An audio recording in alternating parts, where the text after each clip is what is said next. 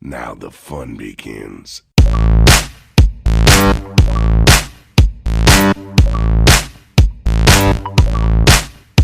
Rigid. Stop! You violated the law.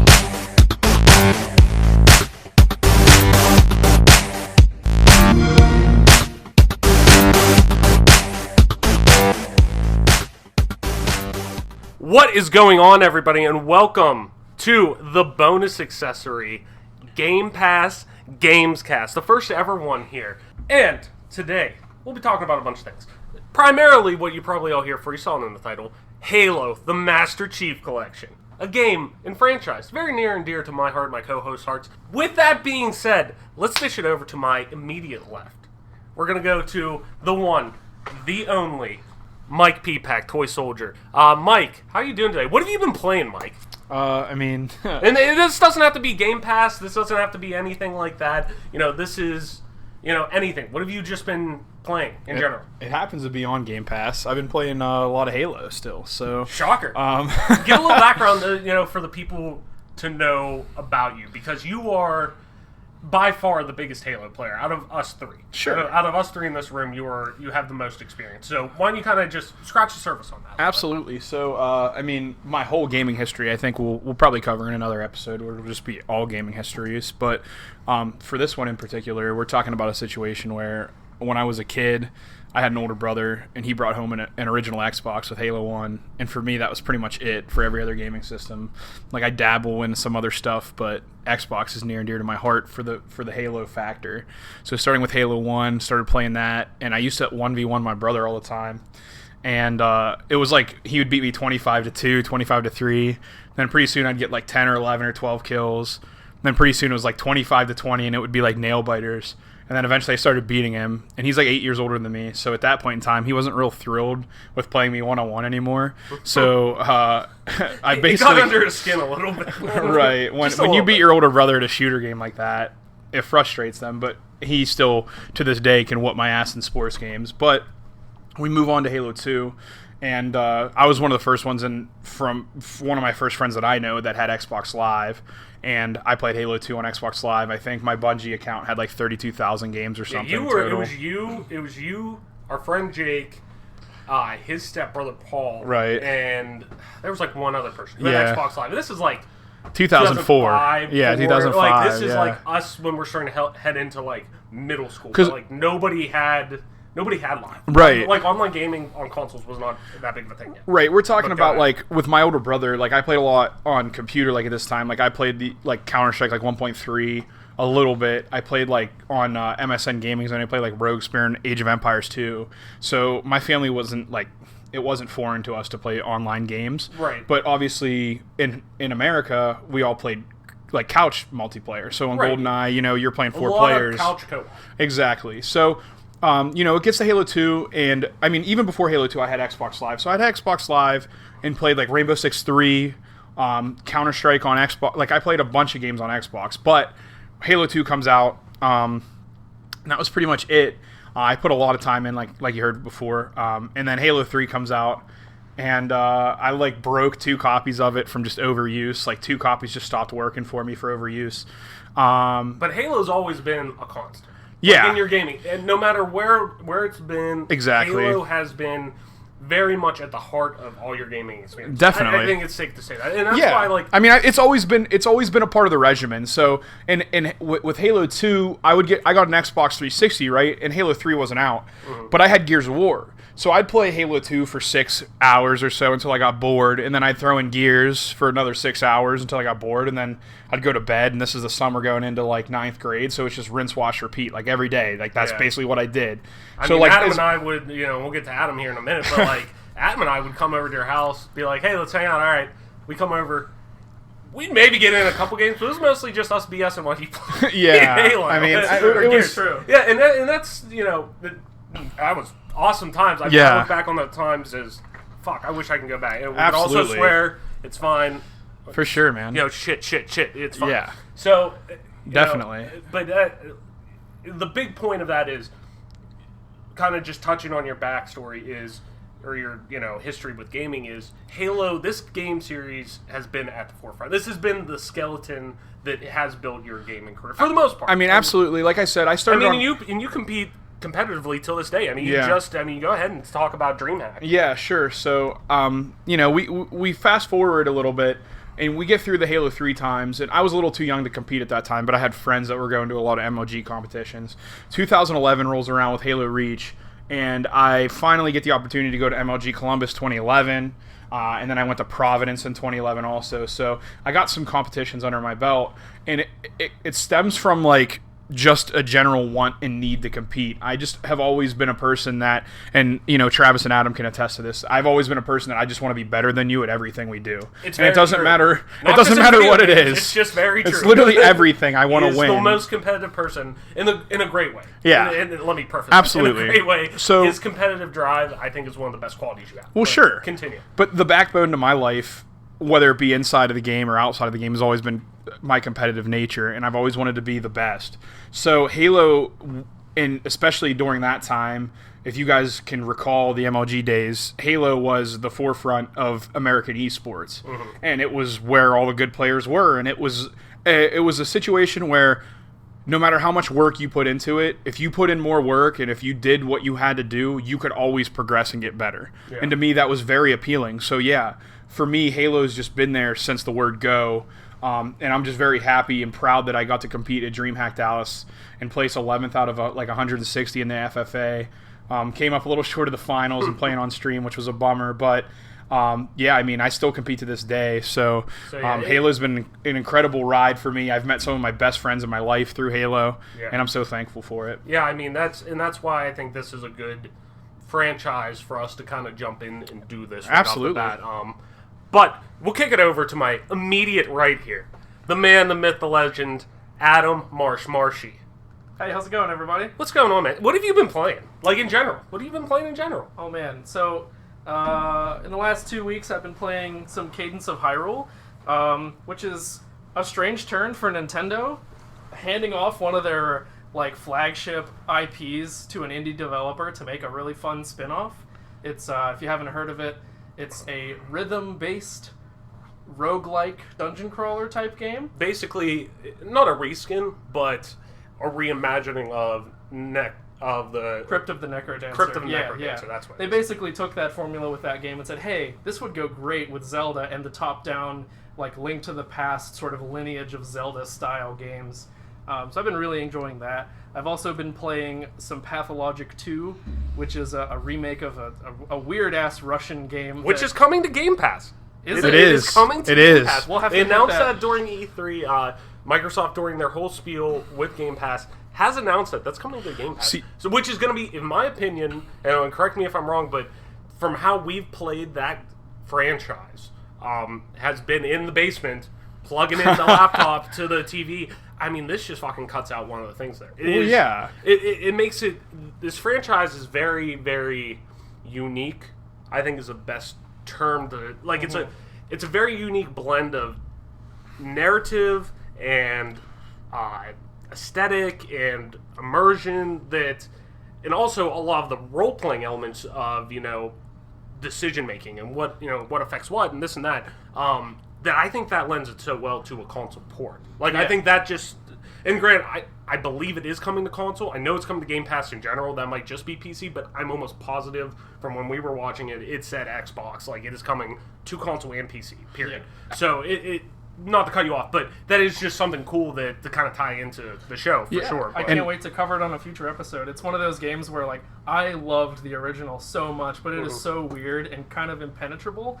It's something that, I have a hard time recommending to people, but I really want to. I want those to play who, this game. I think, correct me if I'm wrong, those who like it will love it. Yeah. Those who don't like it will really not like it. You might bounce off. You either cling on to it or you fall right off. It's a game that it was able to run on a laptop, and we were able to run an HDMI cord to a TV like the original, and we could all kind of get it. We could all three kind of get into it together, right? Well, with the new one, I don't know what the graphics are like, if it would be able to run if that would be able to happen.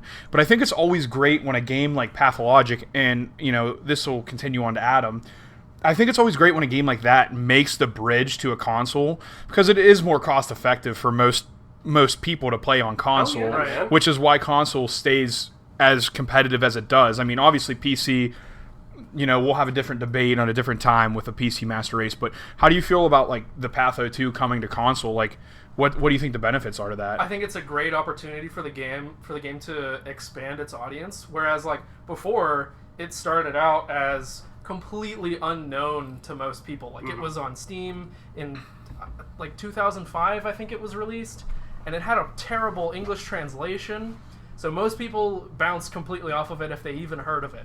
And then the HD remaster came out a couple years later. It still looked like it was made in 2005. Like, it looked like Morrowind. So again, people bounced off of it, and it was really not easy and accessible to get into. With Patho 2 coming to console, I feel like now that the developers have made so many advances in accessibility and like reaching a broader audience and kind of reimagining how they wanted to make the game in the first place, bringing it to console is just one more factor that can get more eyes on it who might say, wow, this is actually pretty interesting. And you gotta think too, like with Patho 1 coming out, and you said 05, right? I think so. And Morrowind coming out 02? 02 or 03? 02 or 03. So you gotta think still. And that's another great game that benefited from an Xbox port. Right. I mean, oh my god, that's what I mean. And some will argue, and granted, it was the Elder Scrolls series was still so popular among. I mean, it was one of the most popular franchises in PC gaming. Mm-hmm. But PC gaming at that point was still it was niche. It was sequestered. So it was consoles. the big fish in a small pond. But at that time period, with those kind of laying the groundwork for first-person experiences, RPG experiences, coming to console, that's still from 02, 03 to 05. That is a short window for development. So you got to think they're still they may have gotten late in the game on getting their hands on messing with that engine, with right. what the development end of that it could at that time may have actually like kind of not hindered it, but like coming in now in 2019, having a second one with Christ, 14 years after it to master that feel of a first-person RPG coming to consoles. I mean, I just feel like the sky is the limit in a sense to that this doesn't have the glass ceiling that I think the first one had. Like it just different generational gaps between gaming technology, whatever you want to call it. But I just think this game series has a potential to really catch on because there's so many niche experiences now that are getting with Game Pass, with whatever in general, just PC gaming being so prevalent, but also indies on consoles. Oh, yeah. It's indies are now looked at as single A, double A. I mean, where does that, I don't think, and that's a whole other conversation, but, you have the AAA experiences, third party, all that, yada yada, but then there's nothing in between. Well, I think now indie is blending that, and it's going from these really cheap experiences to, shit, look at Celeste. I mean, Celeste is game of the year for how many people last year, so I definitely think that's good. I definitely think, but that's cool, man, that you've been playing a lot of Patho 2. That's going to tie in. I'm sure we're going to cover that in an episode at one point. Yeah. And then, if you didn't know, my name's Travis White. I'm one of your co-hosts. Who's this guy? Who is this guy? So actually, before we go into that, I didn't even touch on, what's your backstory on Halo? Just real quick, kind of brief, run it through. So, Mike Mike obviously had a much more in-depth, history with Halo that, that's his baby in a way, where you and I think...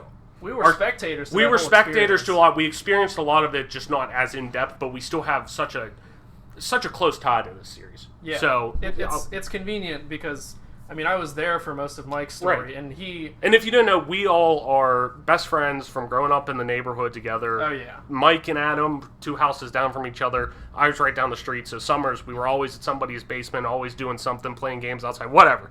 But anyways, continue, Adam. So we all basically experienced this all together. Yeah, so like Mike said, like when his brother brought an Xbox home one day in Halo 1, I kind of easily made the hop from playing like GoldenEye on N64 to playing, hey, here's another split-screen first-person shooter that we can play on a console. And it's like, it's like really accessible to just sit down, play a couple missions in the campaign, play several hours of split screen, adversarial. Yeah. And I mean, You're welcome. The story began the same. I never got as much into competitive play as him. Like, I would eventually, a couple years after the 360 came out, I would finally get Xbox Live, and we'd play online just in pubs or whatever. I remember going to MLG Columbus to watch.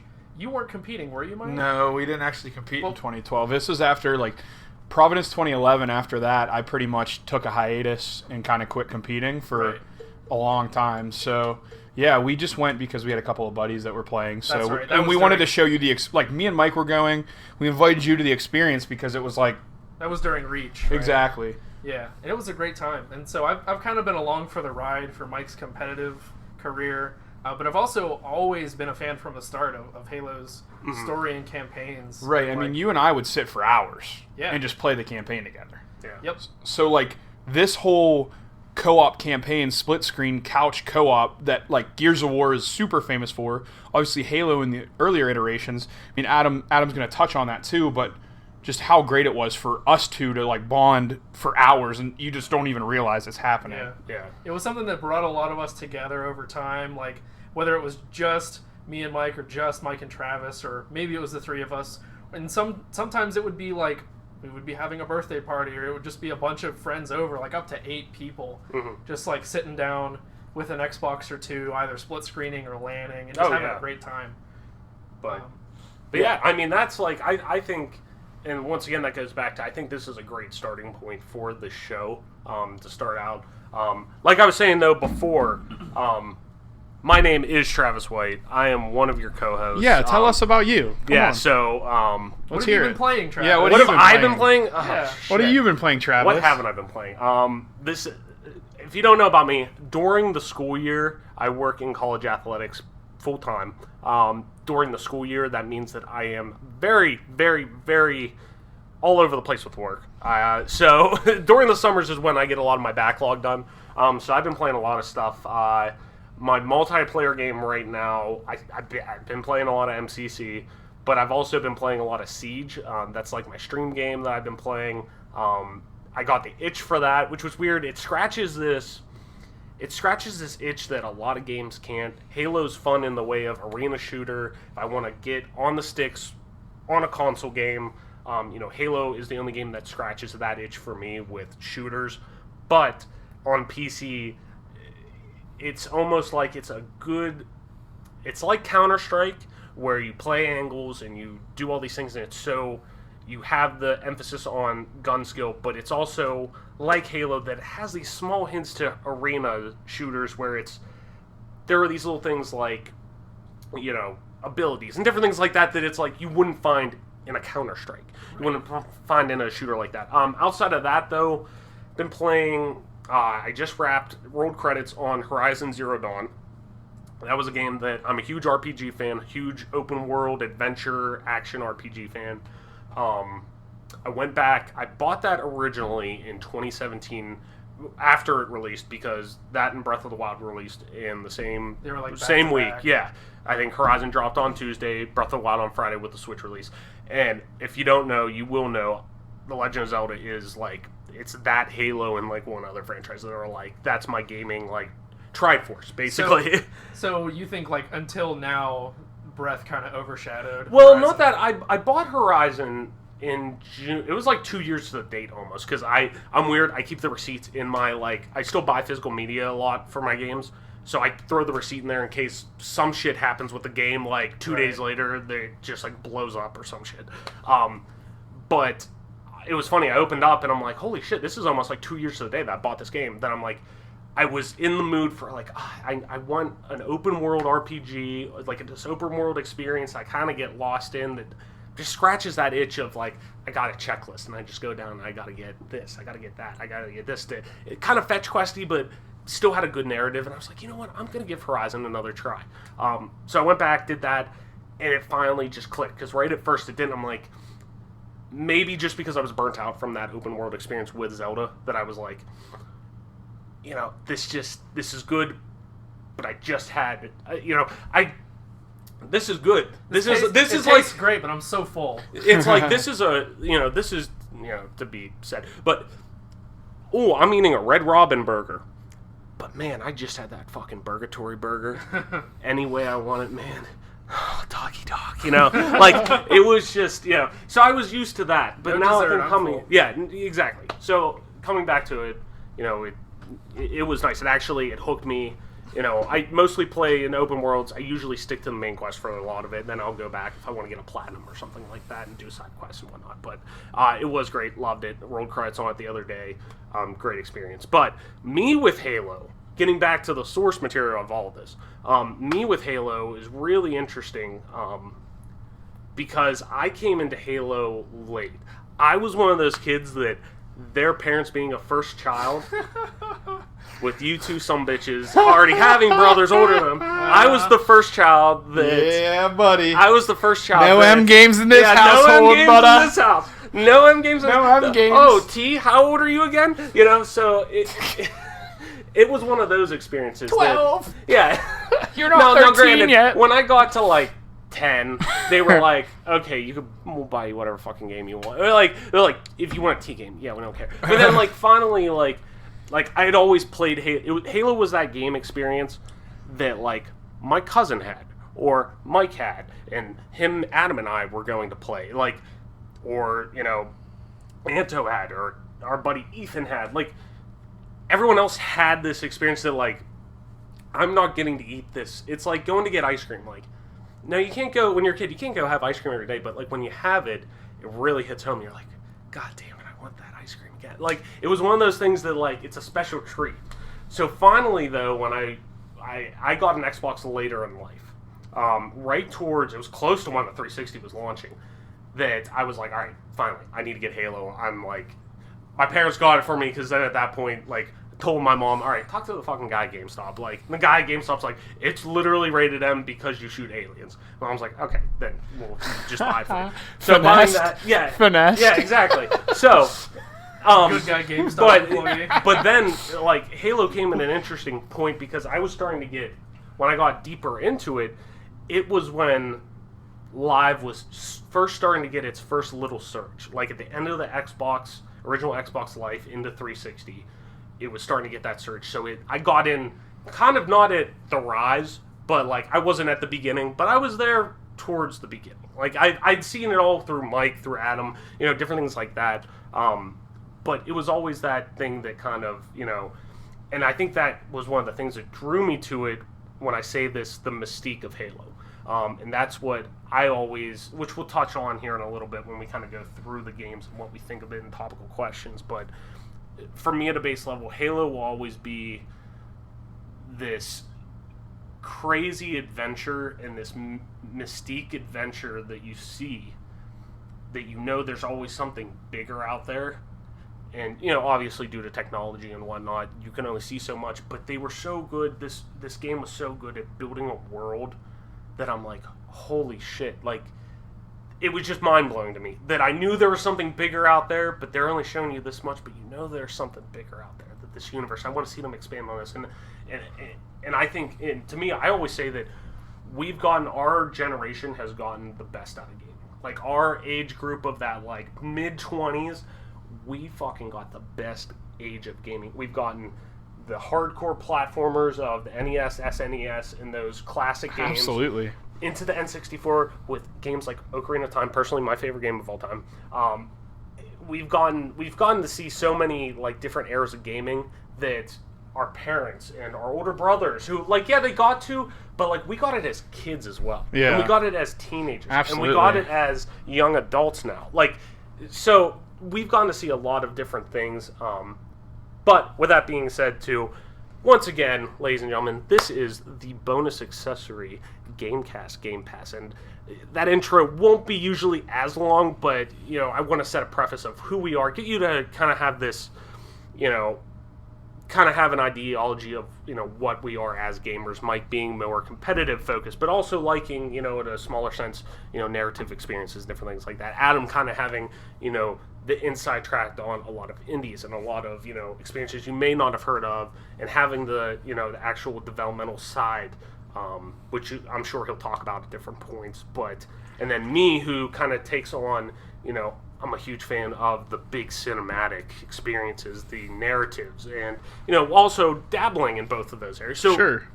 I think we kind of give with that intro, hopefully give you kind of an idea of that we're coming in at all different sides. I think it's We're all different. We all have different stripes. Yeah, stripes, absolutely. but we make one flag. It's a situation where we're a mashup of players of things we like.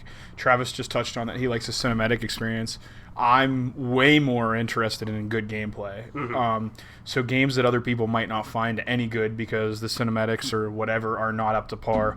As long as the gameplay is good for me, that's what counts. Like one of my favorite games of all time, Ninja Gaiden Black. I mean, people say that Hard the as cinematics shit. are good, but it's difficult and it's punishing, but you can get good at it, and those are the games that I kind of enjoy. Another And I Game feel- Pass game. Another Game Pass game that we will talk about. And Adam, I think Adam's kind of in the middle of the road. He kind of looks for both in a game.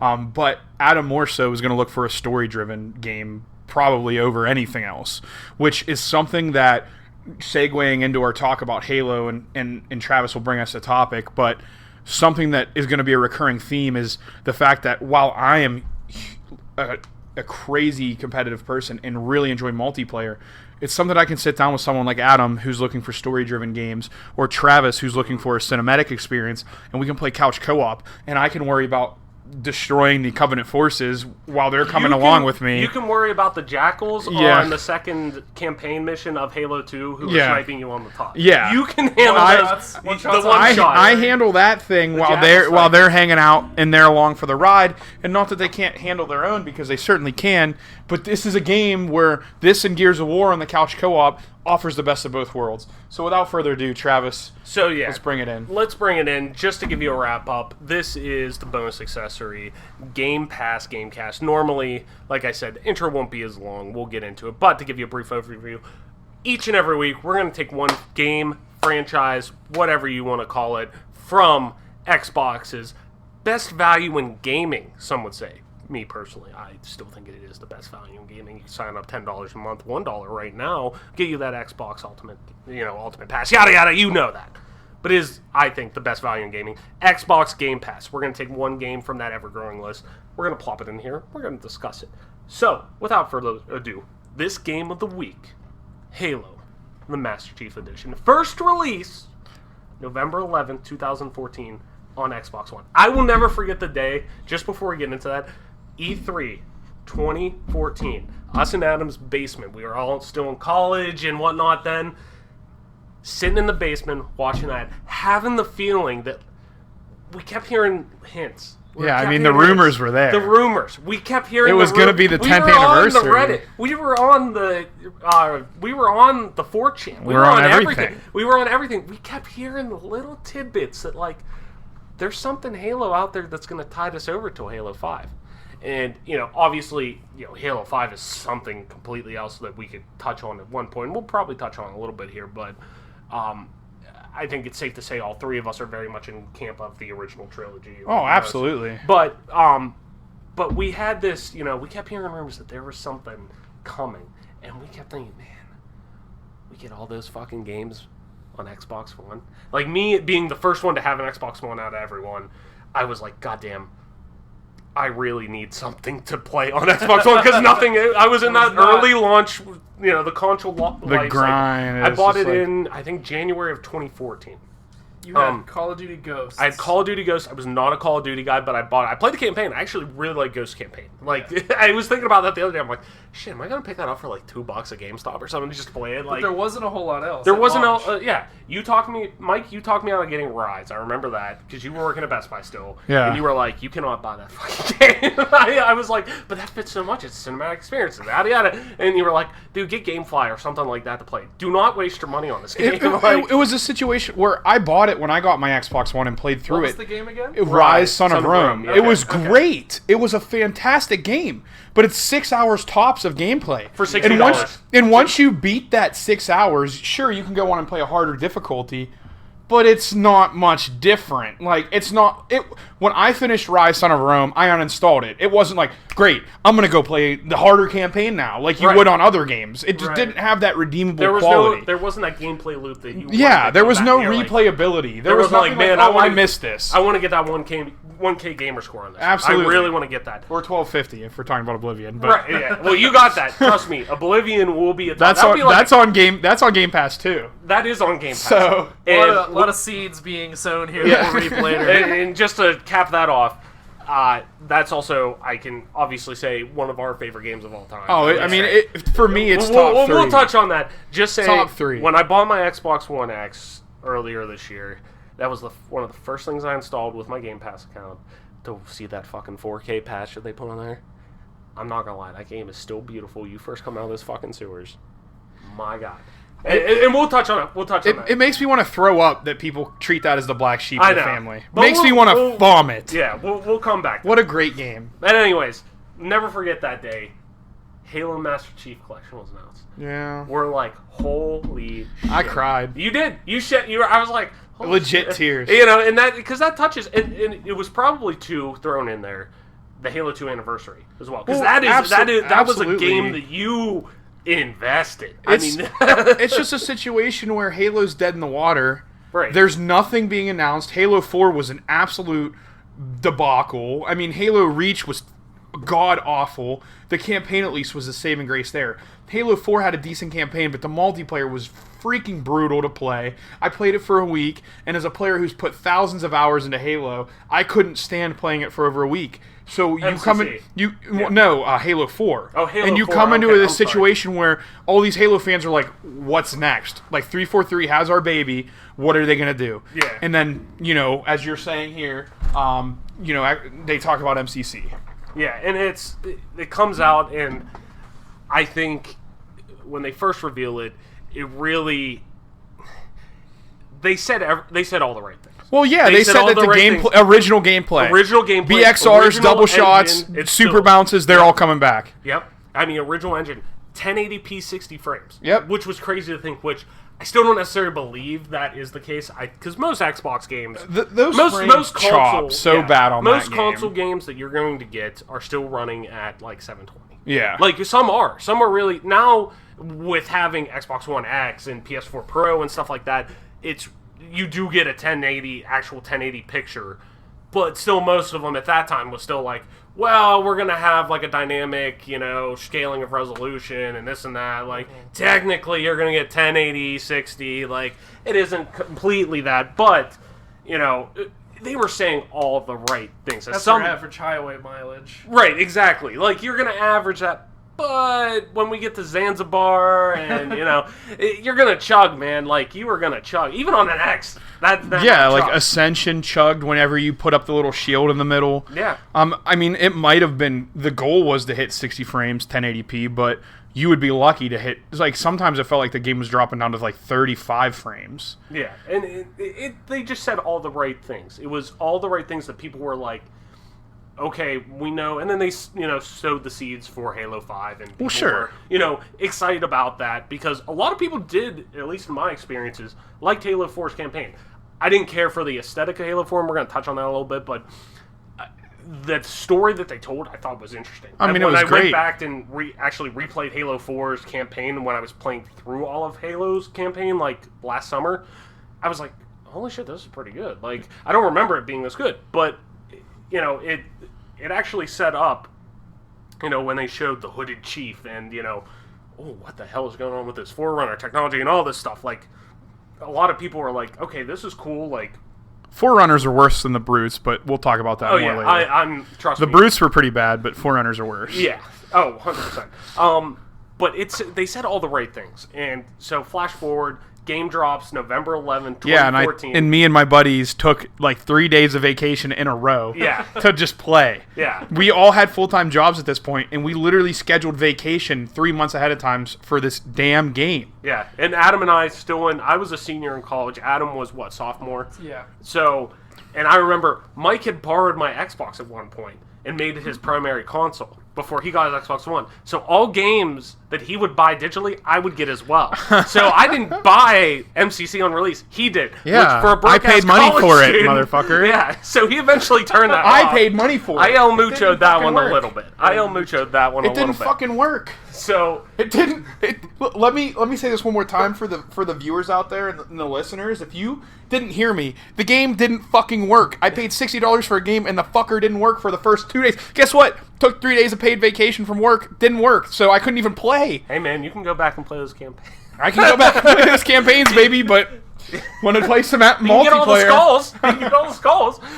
But yeah, so we'll kind of touch into that. But you know, the biggest con that came out was multiplayer servers. They just didn't work. No, it was didn't. broke. It You was couldn't gay. play any It was- match. You couldn't play any matchmaking. So me and my buddy signed up on a 2v2 website for this for console gaming league or whatever the fuck it was called at this point in time, and we were just inviting people playing customs because that's all you could do. Yeah. And everybody was so disgusted at this point because you just wanted to fire up matchmaking. Like, if I wanted to play one game of Halo 1, let me fire up Halo 1. Cool, great. Now I want to move on to Halo 2. The whole game. How cool was that? Is like, holy shit, we can now. Granted, Halo 1 not necessarily built for online multiplayer. Well, with sure. squads and whatnot, but the fact that you can do it. I Well, mean, sure. you guys talk about you and Adam were 2v2 champs. I Yeah. mean, you guys went hard in 2v2. Well, sure, yeah, You guys but, would do like, split screen. with that. We cut our teeth on Xbox Connect back when you Yeah. had to like hook up to your router and router. trick your Xbox into Run thinking it this was on program LAN. your PC. On Xbox Connect, because back in the day before Xbox Live, like Halo 1, to play it online, there was this program called Xbox Connect on the computer that would trick your computer into seeing other connections as LAN. So yeah, we're playing this in as a Halo fanatic, as you've heard from my credentials. This is like everything I've ever wanted. I can fire up one game and play every single game, and it just didn't work for us. Yeah, and I mean, but looking at it now, when we go back to it, I mean, you see it now. For a long time, this game was dead in the water. I mean, for a long time, people hadn't moved past this. People are like, and a lot of people are like, Halo's dead. Halo's done. Halo's, we're on to the next big thing, which, okay, great, whatever, that just happens. But Halo will always have a namesake. It'll always have power to its brand. Mm-hmm. But then something crazy happened. Like, this game that hadn't been promoted too much, hadn't been done this and that, like, we're talking 2017, like, people aren't doing much with it. But then in, like, early 2018, 343 comes out and they're like, no, we see what Halo players want. We see when they were probably working still on the engine of Infinite, saying, okay, we've taken a lot of feedback. People don't fucking like us. Hardcore Halo fans don't fucking like us right now. What can we do to get that good grace back? Yeah. Okay, we can go back to the roots. Let's go back to the roots. And the first thing we do is we fix MCC. Well, sure. And they did. They Halo mostly 3, had... Halo 3 was terrible upon launch. I mean, no matter what you did, the switch to 60 frames for Halo 3 absolutely broke the shit out of the game to the point where you couldn't zoom in with the battle rifle because the bullets wouldn't register correctly. And this is coming from a hardcore fan that played competitively. A lot of the parts of this game were just god awful. And then, as Travis says, in 2018 they come out with this MCC Insider program, and I get picked, and I play the living shit out of Halo 3 Insider because that's what people were playing. Yeah. And it was like, oh my god. Now there's still some issues, and we'll cover that in a bit.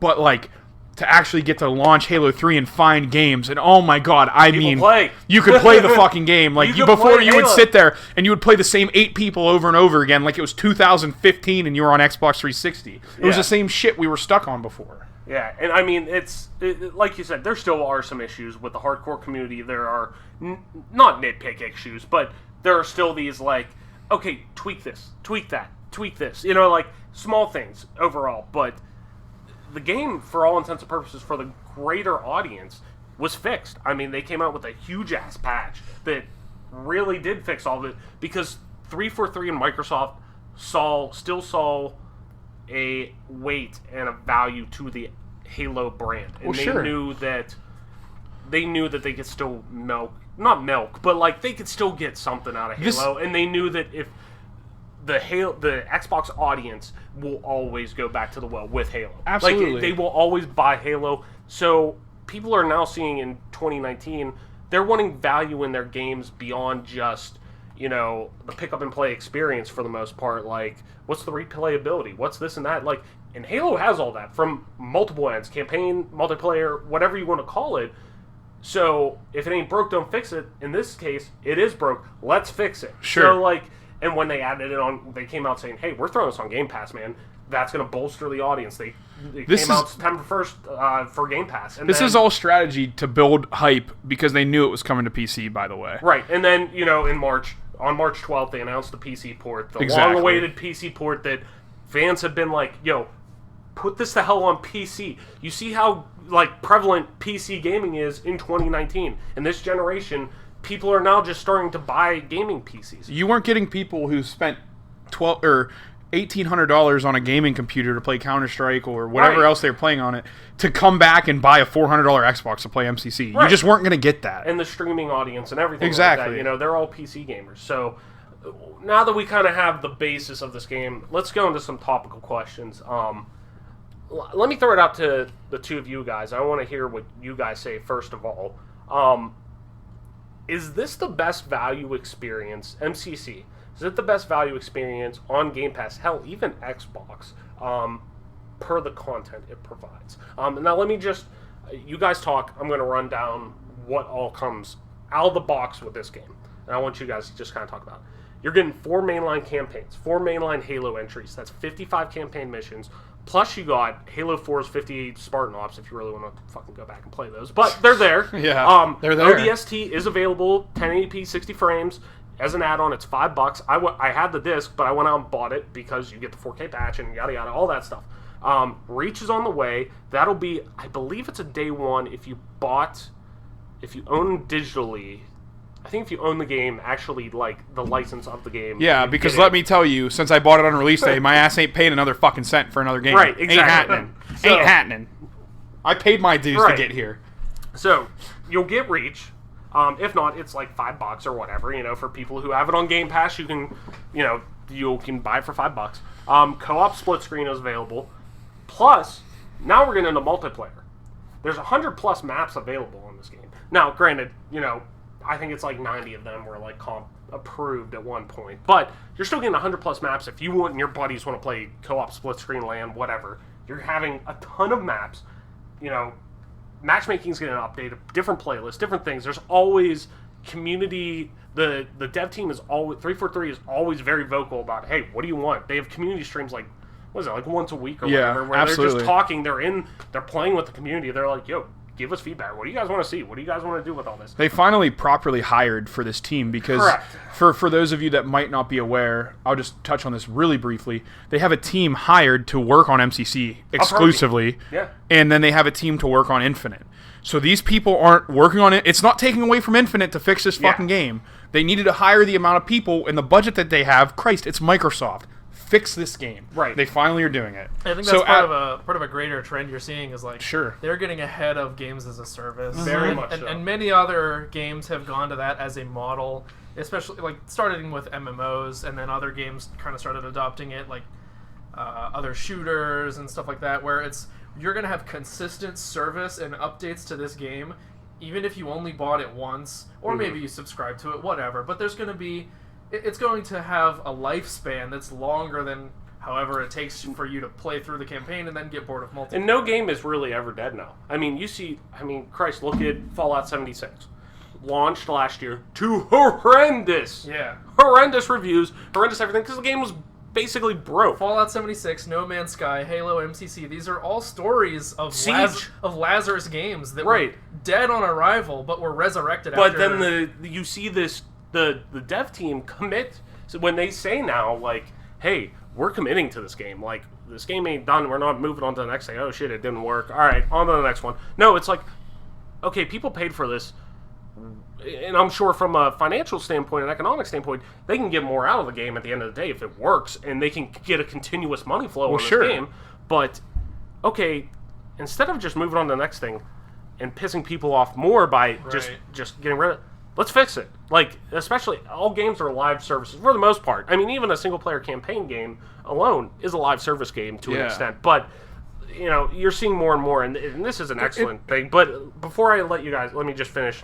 going through the couple things. The ranking system is still great. It's still going off of the traditional, original Halo ranking system, which is awesome to see over multiple games. I mean, that's crazy. 4,000 gamer score available if you're like me, who loves that fucking. I love to hear that, boom, that ping, seeing, oh yeah, instant gratification. I love that. I love that. So having 4,000 gamer score, that's sweet. 37 skulls to pick up, to change your gameplay, to change the circumstances and the situation within the game. Plus over 300 unlockable player customization options, emblems, nameplates, avatar, everything. So let me open it up to you guys. I want to hear what you guys think. Is this the best value experience on Game Pass? Hell, even Xbox in general, from a content standpoint? Adam, go ahead and start us off here. Let's hear your thoughts. Just from a bird's eye view, 10,000 feet in the air, you're getting 3 or 4 games for the price of one. So it seems like a pretty good value on the face of it. That's just to start. What do you think about how each of those games actually stands up? As someone who's already paid full price for every game that's in there already, does it add value for you as someone who's repurchasing all these? I mean, absolutely. You're looking at a situation where I can load up Halo 1 and play 2s with my friend who, when we were 9 and 7 years old, were playing through the campaign and playing together. When I can fire up 2v2s in Halo 1, and then we can progress to Halo 2, Halo 3, you know what I mean? Big team. I mean, you name it. There is so much to do in these games that even though I paid $60 for each game, well, back in the day, Halo 1 and Halo 2 were $50. A lot of you kids aren't even going to remember when video games were only $49.99 on release, not $60, but another discussion. But I don't care how much I paid leading up to this. The fix that has come and the fact that I'm able to just sink my teeth into this all over again is so worth it for a player who just adores this series. And Adam, I mean, the couch co-op that we can play. I mean, You know what I mean? Just looking at that, you can play every campaign, and it's a click of the button. You don't have to switch discs. You don't have to switch consoles. You don't have to do anything crazy. You just go to the lobby and pick, oh, I'm done with Halo 1. Guess what? Moving on to Halo 2's campaign. Yep. You know what I mean? And it's not like we have to...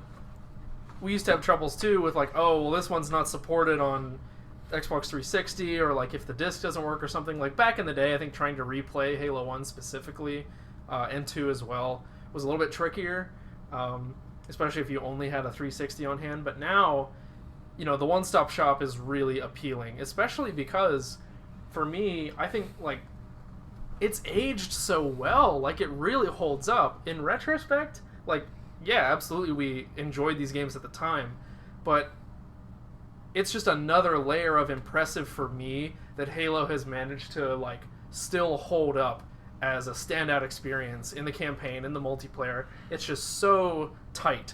The narrative design in the campaign, the level design and the gameplay, all the competitive maps that still, symmetrical, and it's all about positioning, controlling the resources and the objectives. I don't know. It's mind-blowing that they managed to polish something like this. Right.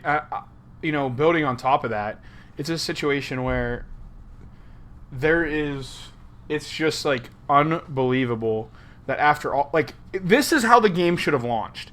Had the game launched in this fashion and worked this well, Halo wouldn't have seen its player base die off as bad. So as much as 343 and, Travis and Adam talked about No Man's Sky and Fallout 76 and the disasters that they had on release, as bad as these devs get it, at least they had the sack to, own up to it and say, you know what, we fucked up, guys.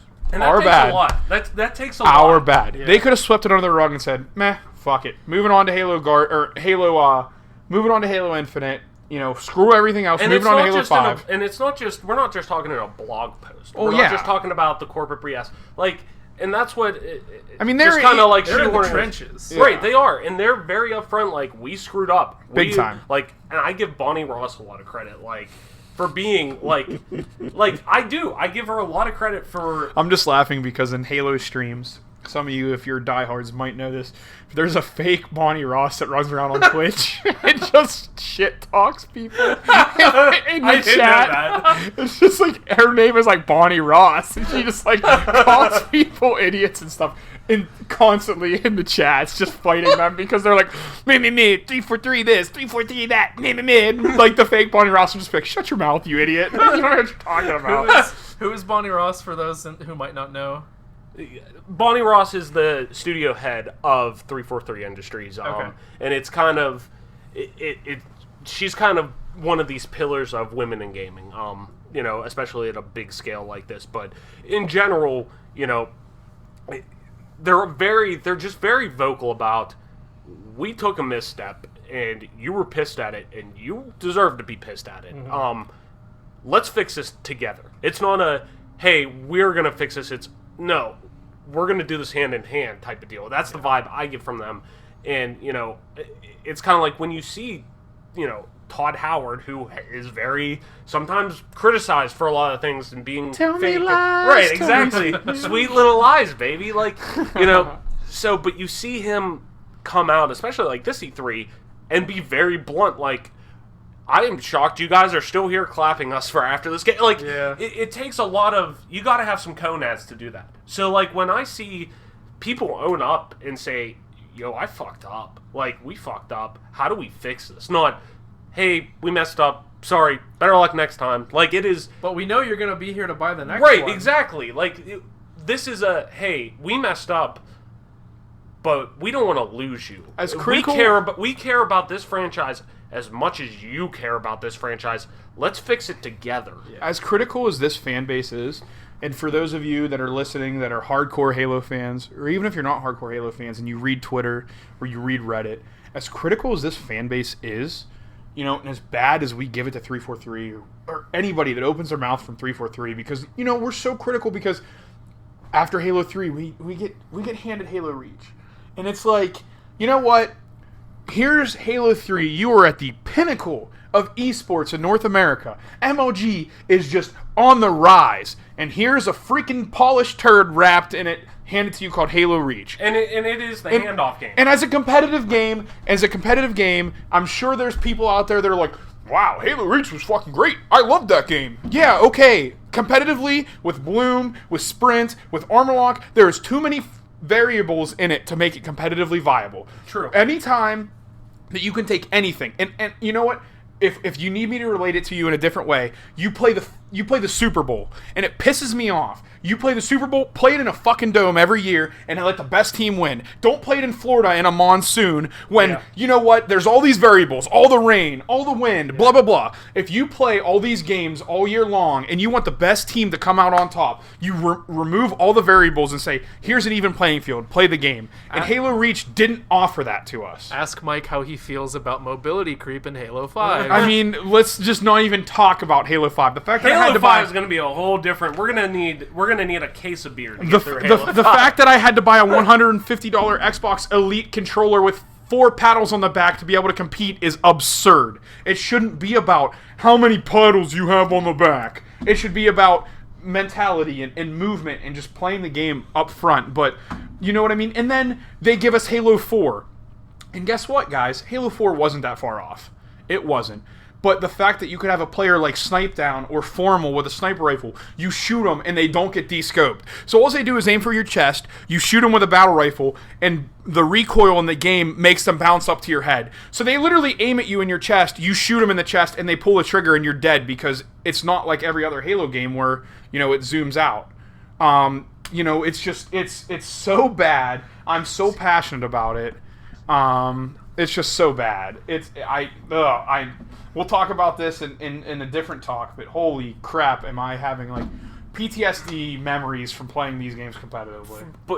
And definitely, I mean, I agree with you 100%. I mean, not being a very deep competitive player, from the competitiveness of it though, it was very Reach helped broaden. It was definitely that handshake game, like whenever you see your grandparents or your grandma or grandpa, oh, see you, sweetie, and they go to, like, your grandpa goes to give you a handshake and he has the $20 bill in there and, like, slides off with, you know, like, oh, don't tell grandma or whatever. That was the handshake game from Bungie to 343. But, and it was very evident in that, but it also it made the competitive scene, it helped casual players like myself from a competitive scene still remain competitive with it because of the variables. Well, sure. Every now and then you would get one up and it's like, I have a hard time with it, even though I suck competitively. Like, I'm much better than I was back in the day because I actually understand how to play first-person shooters now for the most part, but it was one of those things that, like, I very much believe it's almost like the blue shell in Mario Kart. It pisses me off because you're penalizing me because I'm winning. And then in Mario... Because I'm better than everyone else. In Mario Kart, you get all the garbage boxes when you're in first. Right. You're better off to be in third or fourth the entire map. Because I'm beating everyone else, yeah, I shouldn't be allowed to... And I mean, that can go on to a multitude of levels, well, sure. whatever we want to talk about. But, you know, it's one of those things that I think if the best man wins, and it shouldn't be... Go off a skill. And that's what Halo, I think, has always done so well, because it's a game that before recent Halo experiences, it has been, there's no loadouts. You all start even. You all start with a battle rifle, an AR, whatever. A pistol, whatever. You all start with everything, and you go find weapons on map. There's timers on the weapons. There's, somebody dirtied snipe on top, on lockout. Like, okay, it's up in this amount of seconds. Exactly. But everybody started even, and it was always the game that was, this is where skill is tested. Sure. It's always skill trumped everything, no matter what map knowledge. And you felt the skill gap. Right. You guys felt the skill gap when you played God. me in split screen, and I felt the skill gap when I played online. If Mike ever wanted to feel good about himself, he'd be, all right, let's go play H1. We'll play lockout H1 or whatever. We'll play whatever on H1 2v1, and he would smack us. Like it's from. There's a lot that can go into being said about what happened to Halo, and it's been chronicled, it's been talked about. I could just sit here and absolutely beat a dead horse with a sledgehammer. I could do it, but I'm not. It's what happened. Let me ask this, and I want to get Adam's opinion on this too, because absolutely. I think he sees this as, being there at this pivotal time, and us being in college, having the free time to, play this game. Sure. On top of it.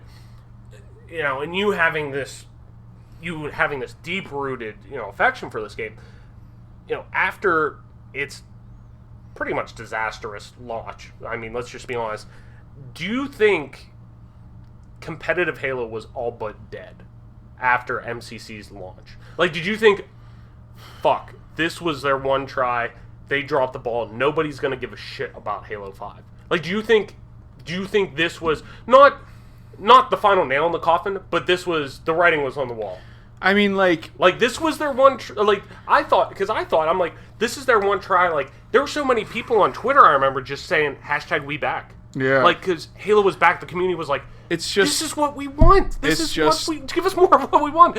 But then you drop the ball with the one thing that people want. You go from, from a competitive standpoint, which is what you asked, you go from selling out every Halo 3 event, except for Anaheim, because I don't know why they kept putting events in the West Coast, because they never fucking sold out. But in Columbus, Orlando, Raleigh, North Carolina, you sold 256 team passes. So 4 players to a team, you were selling 256 passes easily. Like, these passes were selling out a month ahead of time. People were buying them and reselling them on eBay for double the face. It was nuts. Like, it was hard to get team passes, and there were so many teams competing. And Bungie gives us Halo Reach. In the last event that MLG does in MLG Providence, which I was at, there's 78 teams that show up. So you go from having 256 teams constantly, and then all of a sudden, bam, you hit the absolute lowest at 76 teams for Halo Reach. Then MCC comes out, and the Halo Championship Series is just dumping money into H2A. They're dumping prize pool money. They're trying to dump all this money into production. And the fact is these games, these series are taking 2 hours to play with these top players because they have to quit the build 4 fucking times to get a game to go because the game's so broken. So, to me, the competitive scene is just at this point, it is just down and out when they release this game. The competitive scene minus the top 8 team. Like, there's no reason to go to events if you're not a top 4 team because you're not making any money. Like, they had all the decent sponsors. Now, this is a time where, like, Cloud9, Team Liquid are sponsoring teams for Halo. Like, HCS. Like, the biggest names you could think of in esports right now were balls deep. They were in Halo. They were sponsoring teams to go to these events. They have the grassroots in Halo. Well, sure, and you know, like Halo, just 343 drops the ball with a game launch. HCS is dumping all this money in, but it can't save the fact that it's a disaster because they can't get through a series without 8 people having to fucking quit their build and rejoin. It's just a monumental disaster, and to this day, we have a situation where the player pool for Halo 3 competitive is kind of high because that was the grassroots Halo, this new esports movement that 343 is doing where they don't have to put a cent into it, but outside tournament organizers can do it, and they can make these tournaments out of nothing. And 343 just sits back and just says, well, I don't have to fucking do shit, but these tournaments like DreamHack Dallas wants to put it on, so let them do it. I don't give a shit. Like, yeah, you guys can do it. Man, why would... We don't want to dump any money into it, but you're free as hell to do that. So we have these pitiful prize pools. We have players that are trying to play Halo 2 on Vista, on computer. We have players playing Halo 1. Hey, I own that copy. You played it? Yeah, we have players trying to play Halo 3. We have players begging for Halo Reach, which, like, I can't believe these guys are begging for Halo Reach because... But the No Bloom No Sprint update 343 did was actually really good. But... I mean, for me, yes. I mean, the competitive scene in Halo was just like, after the disastrous launch, it was just like dead. I mean, The game was dead for Halo 4, for AGL. Halo was fucking dead. And then they released MCC, and what little life for it, like, if they had a little bit of a heartbeat, they just absolutely fucking pulverized it. They did not do themselves any favors, is what you're saying. Yeah. Not to mention, there was a lot more eyes going on. There were much better players coming into the esports scene, and eyes were moving on to those things like Counter-Strike and League of Legends. Absolutely. And Overwatch. And with Counter-Strike, really with the skins. And then the only reason why you were having young players come to your game and play Halo MCC and Halo 5 is because they weren't old enough to play in COD World League. So they're not 18, so they can't compete in Call of Duty. So players like Hook. So players like Hook and these other guys are coming to Halo because it's a teen game. Halo 5 is a fucking teen game, so they can play it competitively. Right. You know, like, yeah, the game was dead. But Adam, continue on with what you were saying. Nothing more. Just like there was a lot of other games that were stealing that spot. Like they were basically picking the corpse of Halo competitive. You had stuff like League of Legends, which went on to become the biggest esport in terms of just viewership. And you're a pretty big League of Legends guy. I mean, we're in your apartment right now. Yeah. Looking at your PC setup here, you have all the League of Legends pops up there. I don't have Sona. I think she was like a. But you have a majority. Yeah, you're a big League of Legends fan, and you still play to this day. So I think that's good to have your perspective on that. That being such, you've always been a big PC gamer. And Halo has had its ties to PC, and I'm glad to see it going back and investing. Microsoft investing. I can't wait to play Reach on PC. Right? Yeah, it's gonna be fun. As much as Mike's saying that about Reach, I'm excited to play it on PC just because it's Halo on PC. Yeah. It'll still be a Halo experience to at least start us down the road for MCC on PC. Right. But, I definitely like with you saying having so many. It wasn't just console esports anymore, and there's Counter-Strike 2, which is huge, is very huge, but it isn't like it is now where the mainstream media has caught on to it, where what mainstream media did catch on to esports was Halo. Right. I remember them airing Halo competitions on G4 TV. Oh my god, G4. And they were on USA TV back in the day. And with Halo 2 tournaments, they were on USA, and Saturday mornings, 9 a.m., they were on USA TV. Yeah, and in recent years, I think more like 2016 or 17, you saw that attention shift to stuff like Counter-Strike Global Offensive, where they were getting TBS airing deals. Yeah. And so the spotlight really moved away from Halo. I think MCC was kind of the turning point. So with that too, and you, Mike, having such a big emphasis on the competitive end and being still balls deep, for lack of a better phrase, in the competitive scene, or having Yeah, those guys. I'm blowing off a tournament tonight to record this. Yeah, So. you know what I mean. You know what I mean. You have those. But like, if it wasn't for competitive- this, I would be playing in a tournament tonight. Like right now, I'd be playing in a Halo tournament. So, right, yeah. exactly. Like, you are still very much Halo's competitive roots pull your heartstrings. Yeah. So, with how well MCC is being viewed now as, this is the game that, HCS is promoting as its, kind of fuck Halo 5 right now. Yeah. MCC is what we're doing with, and that gives us good hints at the future of Infinite. I hope. hope. I wouldn't bet on it. I wouldn't bet on it, but I hope. Knock on all the wood you can. But it gives you a good idea, I think, for moving forward with Halo. What with MCC then specifically now do they have to fix? Like, what sticks out to you? Because I know there are still issues. I still I have friends outside of you guys, internet friends, streamers that I follow. I don't believe that for a second. Shockingly, I do. I know. don't have any I know it's hard. friends. Yeah, I know. Nothing with you. All right, I'm gonna go cry in my room now. No, come back. But I see streamers and whatnot who are still very much tied to Halo that will talk about yeah, the game's fixed, but there's this issue and there's this, and not nitpicky, but like things that could just from a competitive end and what you guys think needs to push Halo over the top to kind of get its footing back, because it's trending in the right direction right now. What to kind of give it that, this could really get more people involved with this. What do you think, and this could kind of even be moving towards Infinite, what do you think competitively Halo should do?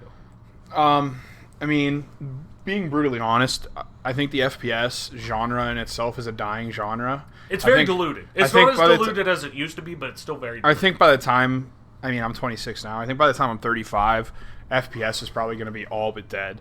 And people can take this any way they want, but it's a simple fact that the younger generation, because it started with when COD was becoming popular and COD was kind of competing with Halo for popularity.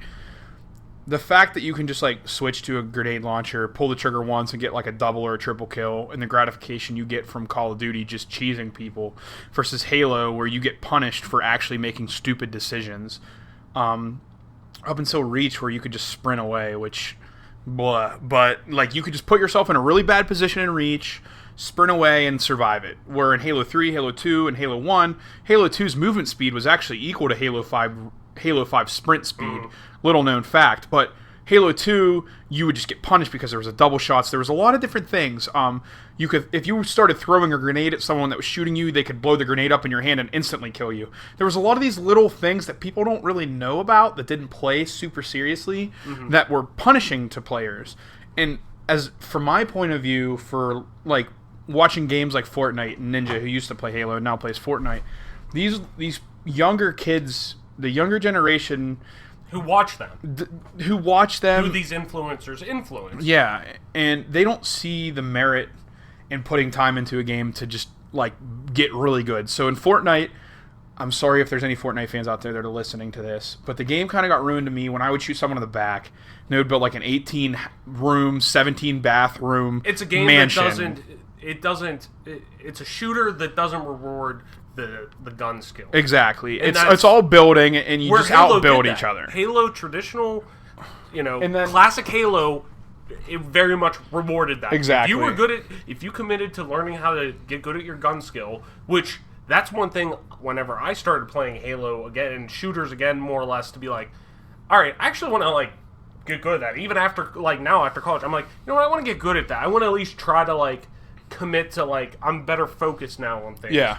Where, and that may just be a thing with us getting older, that, hey, our free time is limited. I want to make the most out of this. Like, I want to be good at a game. Yeah. Like, so...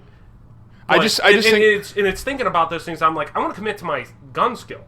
And that's why, like, I saw in, Counter-Strike, I started getting more kills, because I'm focusing... It's games like that reward your gun skill. Absolutely. And reward skill in that, where, Fortnite, I'd be playing, and like you said, like, I'd get 2 knocks or whatever, but then, I'd be moving on, and, I'd start coming up on somebody, But then I turn around, they'd have a fucking mansion. Yeah, or I'm like, you know, okay, they just well, outbuild you and then they one-shot pump shotgun you or whatever. And that's fine if it's like, oh, okay, you're a player who has, levels to your gameplay, but at the same time, it's a shooter. At the heart of it, it's a shooter. You want to eliminate the other person from shooting. I mean, correct me if... what do you think, Adam? Like, I think it's definitely... It kind of enters into a different genre, because it's not... The gameplay doesn't reward the same set of skills. Mm-hmm. So, I mean... I mean, you've played Counter-Strike. Yeah. You've played Halo.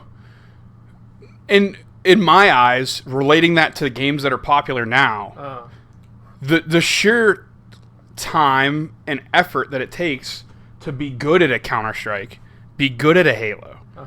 how many hours do you have on Counter-Strike? Just out of curiosity. I mean... Now, granted, this is a game that came out in 2012. On my main account, I have like 2,000 hours, but on my Smurf, I have like 3 Smurfs that have like a couple hundred on each. Right, and Adam, you have like what? He's pulling it up right now, like 700 or something like that. 450. 400. Okay, so and I have, since I started getting into PC gaming more, I have like 140 something. But I play that like highly competitively too on ESEA and stuff. Like I play on a team, so like I put the time into these games to be better. Point blank, you don't see any reward unless you're committed to actually learning how to play that game. Exactly. And at Halo DreamHack Dallas, the median age was probably 23. Right. Oh yeah. And that's not good.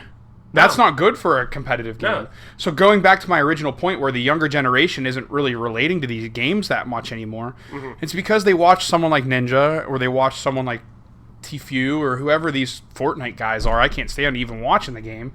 But like they watch those players and they die and they instantly go right back into lobby, launch right into a game, and guess what? They're into a new game.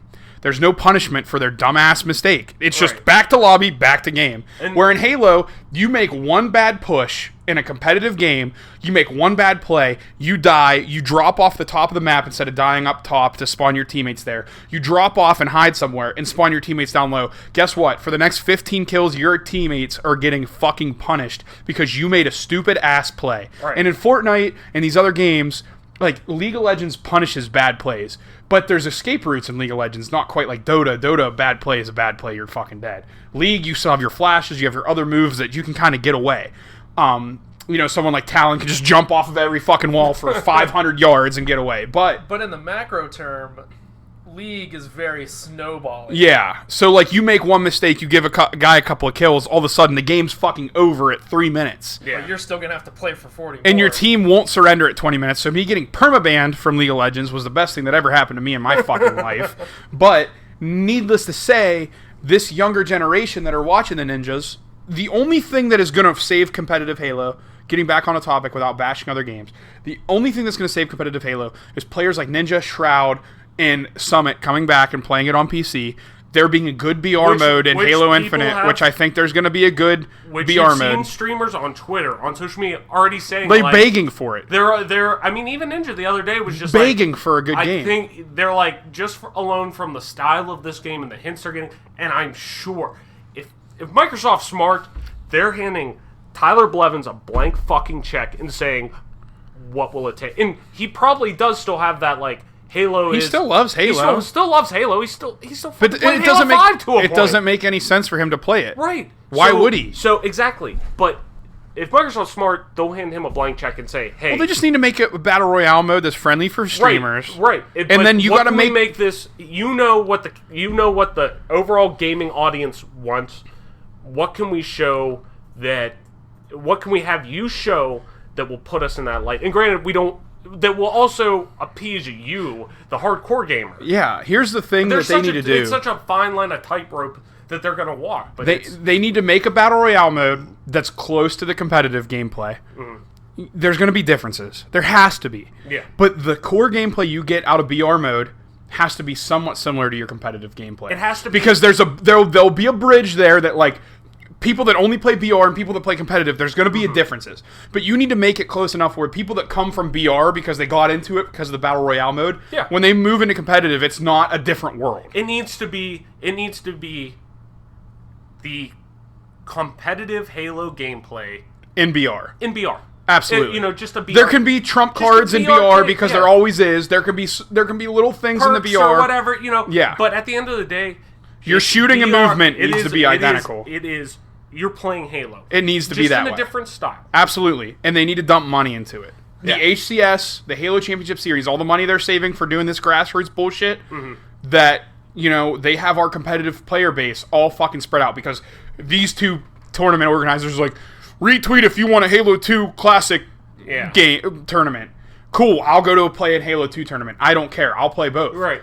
But then you have people who are like, oh, Halo 3 tournaments, here. You got to stop spreading our player base out. Yeah. But 343, from an outside point of view, is afraid to say, okay, we're going to do a Halo 2 Classic tournament. Because everyone's going to be like, holy fuck, guys, Halo Infinite's going to be Halo 2. Guys, 343 is putting on a Halo 2 tournament. It must be like Halo 2. Or it must be like Halo 3. If you're wondering, he is very animated. It's right not now. going to Mike be. is very animated. It can't be that way from their point of view, and I understand they don't want to give out spoilers. They don't want to build up this expectation for their game to be like any other that Bungie made. Yeah. They need to stop splitting our player base up, and they need to say, guess what, guys? You're playing Halo 3 until Halo Infinite. You're playing Halo 2 until Halo Infinite. And I at least I don't care what it is. Correct me if I'm wrong. Correct me if I'm wrong. I think at least from HCS, you're seeing that. Yes. Like you're seeing, hey, here's Halo 3. You're gonna play this. But they're not saying you can't put on a Halo 2 tournament. Right. They're so there's still they a break. Need to be a little more strict with it. There's still a break. And there's a very small pocket of Halo 2 players that are still only playing Halo 2. Okay. And there's this pocket of Halo 3 players that are playing Halo 3. What they need to do is they need to dump money into the fucking game when Halo Infinite comes out. They need to make the Halo BR, they need to make the social gameplay and the competitive gameplay pretty close. And they need to make the BR gameplay and the competitive gameplay pretty close. So, and just to kind of, put a cap on this part of the conversation, I want you to finish this statement, and then I'll have Adam, just because you're on your thread with this right now. Finish this statement. In looking back in 10 years on the Halo franchise, MCC will have an overall positive or negative effect. Like, from right now, Joe Schmo, who's listening to the podcast right now, I love you, Joe Schmo. Thank you for listening. Rate, thank you review, for listening. subscribe on the YouTube. Yeah. Fucking. I love you. Yeah. I love you. Whoever's listening to this who's thinking like, I'm an Xbox fan, but a newer Xbox fan who doesn't care about Halo. Right, who doesn't care about Halo, because there are people out there. There's those people that are like, PS3 was better than Xbox 360. Which, PS3 make the best games. Okay, if that's what you're into, cool guy. Right. So, cool guy, I don't care. So, this may be that person who's looking back on it, like, or listening to us now saying like, oh, should I buy this? So yada yada, yeah. But what do you think from the game right now that we're talking about that this person could go buy? Right now. For what the game's standing at right now. Today. But also, I guess if you want to take into consideration... Because I was about to say neutral. I was about to say it was so negative at the beginning, and it's so positive at the end, it cancels itself out. Though, it's not about how you start, it's about how you finish. Especially in 2019 with any... I would consider Halo, MCC, a live service game. The only thing that matters is how the PC comes out. That's it. Yeah. No, if they never updated the Xbox and came out with a polished PC game, it wouldn't even matter. Yeah. It wouldn't. It really wouldn't. So it only depends on how the PC comes out. If PC comes out and it works, it's a positive game. Because there's a lot of players playing on PC, and we don't know if Infinite's going to be competitive on Xbox or PC or what the case is. If they're going to play it on PCs, but you're going to have to use a controller. Nobody knows yet. Yeah. So if PC comes out and it's good, it's positive. If PC comes out and it sucks, it's negative. And that's my answer. So switching gears and kind of going into what I think, Adam and I might be able to, who are more ingrained in... I want to throw in one more thing. Go ahead. Questions. You were talking, Mike, earlier about the competitive player base being split between all the different versions of Halo. Yeah. And I feel like that was kind of extended because of MCC. Like, okay, you can play a modern version now of Halo 2, of Halo 3, and so the competitive scene is still fragmented. We're waiting for Infinite to be the definitive competitive Halo experience in 2020, 2021. And just to briefly compound on your statement, holiday 2020. Next year. If 343 really cared, that's not the right way to put this. If 343 had their ducks in a row and they wanted to ensure growth leading into Halo Infinite, if they felt like they needed that growth, Sunday at DreamHack Dallas, they would have released another North American tournament. They wouldn't have put a fucking tournament in London. Great for the European players. Wonderful. Go play in London. Great for your 50 teams that show up. That's awesome. Sunday at DreamHack Dallas was the chance for them to say, guess what, guys? You guys aren't done playing Halo 3. Hey, we had a hell of a turnout. Yep. This was great. Let's do it again. Let's do it again. Let's do it in We'll preferably in East Coast, because I'm sorry for all you West Coast gamers. East Coast is where a majority of the population is. Between New Especially- York, Washington, D.C., Philadelphia. If you move L.A. out of the country, all the biggest cities are in the East Coast. Yeah. Guess what? Let's do this again in Orlando in August. I was gonna say, let's do it every 3 months. Because there are so many You start to get that 3 month period Exactly. for the next year. You're getting We're one back in tournament every MLG. quarter. Back in MLG, Yeah. it was every 2 months in the summer we were playing. Yeah. Right. All these Halo players that went to Dallas, none of them are getting on and playing. It's so hard to find our team of Scrim because nobody wants to fucking play because nobody knows why we're playing. Yeah. Nobody knows why are we playing? Why am I getting on and playing Halo 3 every night and wanting to bash my head into a wall because Halo Online, compared to LAN, if you haven't ever LANed, I feel bad for you. But like going from playing Halo on LAN at Dallas to moving back to online, it's the post-event depression that happens to every competitive player. Like you get on and you sign in and you're like, all right, you know what? I'm ready to get back at it. Let's play. Yeah. You launch it and you're like, oh yeah, baby, let's play. Let's play this. Yes, yes, yes. And then you get into your first BR fight and you're like, whoa, what's going on there? That's a 4-shot on LAN, but online it's a 6. You know, like nobody wants to get back on after Dallas because we just don't know why we're playing. Right. If 343 wanted to build growth, they would have said, you're playing Halo 2 in Orlando. I would have moved. I would have went back and played Halo 2. Or they're saying you're playing Halo 3 in Columbus. MLG is going to do a Columbus after COD World League. The COD tournaments for this generation are done in August. If they said MLG is going to put one on in September, that would give me a reason to play. That would give everybody a reason to play. But we don't have a reason to look forward right now. Right. Because how different is Infinite going to be from Halo 3? Right. So what the fuck's the point of playing it? Besides out of just the sheer love of your heart. Right. And guess what? A lot of these players have been playing Halo 3 since MCC came out. It's getting like, And it's truly why? the doldrums of competitive play. Absolutely. And it's not like League of Legends where you play the same game for 55 years in a row and they just changed metas. Or a Counter-Strike. Even League, I think, is like completely different game year to year. Well, sure, but like you're still playing League of Legends. Right. You're not playing League of Legends 1, League of Legends 2, League of Legends 3, League of Right. Legends I 4, think League of that's the Legends big- Guardians, that's League of the- Legends this. That's a big challenge that 343 has to overcome with their competitive is they need to what's the word I'm looking for here? They need to endorse one experience as definitive. And I Yeah. think they're putting If it's it Halo off. Infinite, make it your game for 5 years. Yeah. Guarantee ACS is going to be Halo Infinite for 5 years. They don't- Because that gives players who are 16 years old, that gives them a reason to invest. Right. Yeah. Like Call of Duty is a reason for these young kids to invest because every year they know it's coming, and every year they know they're getting $1 million tournament at the end. Yeah. They don't want the problem of like Smash Brothers or I don't know much about Street Fighter, but I Like think let's they get might into have this problem, too. Super Smash Brothers Melee. It's my first day, and these guys have been playing it for 8 years. No, that's not going to work. Yeah. These young kids don't want to get on Halo 3 and let me, who's 20 pound on them because they don't know how to play. What I was gonna get at is that like they also have that fragmentation problem where the competitive scene really doesn't want to adopt the latest game in the series. They want to keep playing the old one. Yeah. And Yeah. that's fine because the scene, I mean, the scene has pretty much adopted Melee as we're gonna keep playing this in perpetuity. Absolutely. And 343 needs to make the game that everyone's comfortable playing in perpetuity. Yeah. And hopefully that'll be infinite, but that's going to be the hurdle they have to get over. And I don't care how casual you were. When you woke up on Saturday morning and turned on USA TV and saw people playing video games on TV, You're like, you hell were yeah, like, buddy. you were like, what? These guys are on TV Yeah. playing video games. Hey, Mom, you see this? I think it's a Yeah. bigger You deal. see this? It might be a bigger deal to us who were a little older and like television was more relevant to us. Well, yeah, we kind of knew. We're like, wow. That's like mainstream. Back in 2010, MLG kind of put up this thing. This is like when Halo 3 is just killing it, and we're all so excited for Halo Reach because we're like, we're getting a new game. It's only gotten better. You know, Halo 1, Halo 2, Halo 3, it's only gotten better. Like, every tournament's getting bigger. The player base is getting bigger. This is amazing. They asked, where do you see MLG in 10 years, where do you see MLG? And I went on the MLG forums and I said, well, you're going to have your own channel on cable television. Like, you're going to have your own channel. Yeah. Between you doing Halo tournaments, StarCraft tournaments at the time, they started doing League of Legends tournaments way before Riot was doing their own. Yeah. There was a League of Legends corner at MLG in 2010. Not a lot of people remember this.